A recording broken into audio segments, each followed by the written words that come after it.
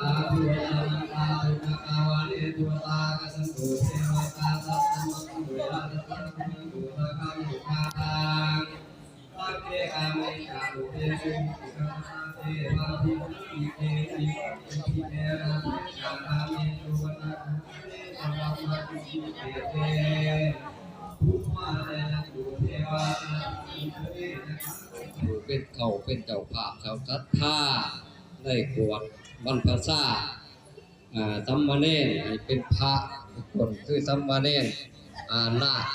คสัมมาเนรคำเพชรและนาคสัมมาเนรบุญจันทร์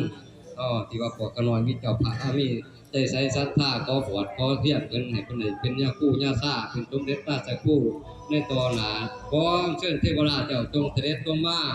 อนุโมทนาทั้งบุญความพวกกน้อยทั้งหลายอยู่ในสถานที่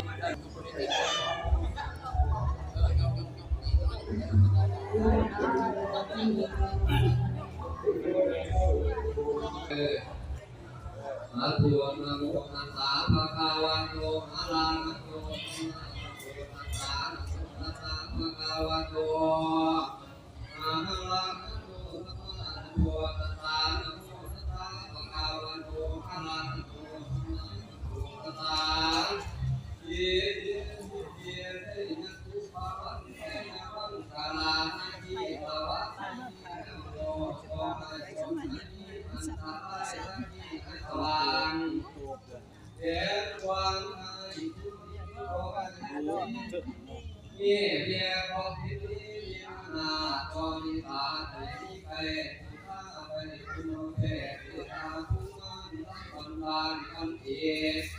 ขออาชีเทพีอันที่จันทรา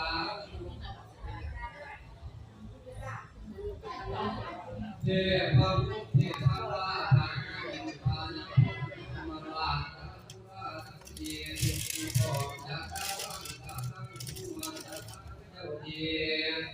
ยอมพร้อมกัน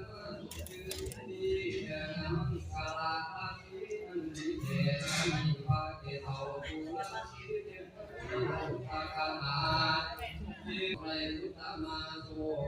พรลักษณะวันนี้ตามธรรมะเข้าไว้เชื่อว่าพุทธมาสีเป็นวันดีวันดีพระพุทธโต